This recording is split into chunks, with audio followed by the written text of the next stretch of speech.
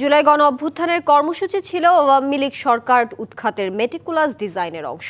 আন্তর্জাতিক অপরাধ ট্রাইব্যুনাল একের সাক্ষীকে জেরার সময় কথা বলেন শেখ হাসিনার পক্ষে রাষ্ট্র নিযুক্ত আইনজীবী আমির হোসেন।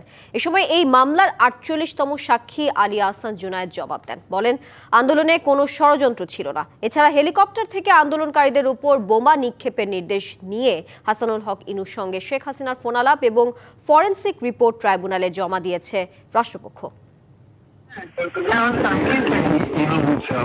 সাবেক তথ্যমন্ত্রী হাসানুল হক ইনুর সঙ্গে সাবেক প্রধানমন্ত্রী শেখ হাসিনার একটি ফোনালাপ সম্প্রতি ভাইরাল হয় সামাজিক যোগাযোগ মাধ্যমে, যেখানে আন্দোলনকারীদের দমাতে কি ব্যবস্থা নিয়েছেন তা জানান শেখ হাসিনা।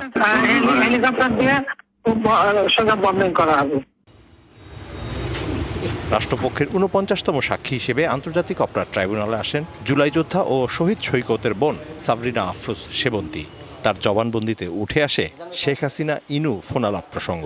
শেখ হাসিনার সাথে ইনুর একটি ফোনালাপ, যে ফোনালাপে ইনুকে শেখ হাসিনা বলছেন যে আন্দোলনকারীদের উপরে বোম্বিং করা হবে, সেই বর্ণনা উনি আজকে দিয়েছেন। সেই ভিডিওর ফরেনসিক করে প্রসিকিউশনের পক্ষ থেকে ফরেনসিক রিপোর্ট আমরা ট্রাইব্যুনালে জমা দিয়েছি।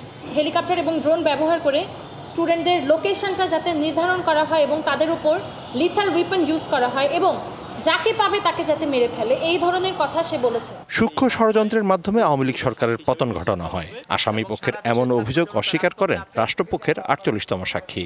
আন্দোলনটা তারা করেছিলেন, সে আন্দোলনটা ছিল অবৈধ এবং বৈধ সরকারকে উৎখাতের জন্য। সেই প্রসঙ্গে আমি তাকে, একটা মেটিকুলাস ডিজাইন ছিল, মেটিকুলাস ডিজাইনেরই অংশ হিসাবে এই আন্দোলনটা হয়েছে। এটা কোনো মেটিকুলাস ডিজাইন ছিল না, এটা ছিল একটা ন্যায়সঙ্গত দাবির আন্দোলন এবং সেই আন্দোলনে আমরা দেখেছি কিভাবে করে আন্দোলনকে দমানোর চেষ্টা করা হয়েছে। রাষ্ট্রপক্ষ জানায় আলোচিত এই মামলায় ঘটনার সাক্ষ্য শেষ হয়েছে। জব্দ তালিকা ও তদন্ত কর্মকর্তার সাক্ষ্যের পর শুরু হবে আইনি যুক্তিতর্ক। Mizan Ahmed, DBC news, Dhaka.